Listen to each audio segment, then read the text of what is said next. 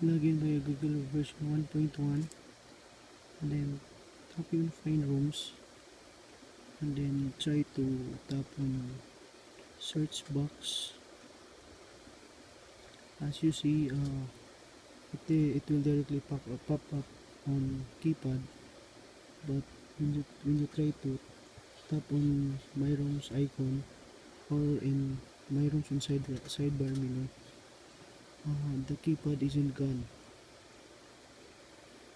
Even when you're going to inbox or in people nearby, the keypad isn't gone. Unlike with iOS, that when you're going to tap on, let's say, profile or in the other page, the keypad will automatically gone. But with Android,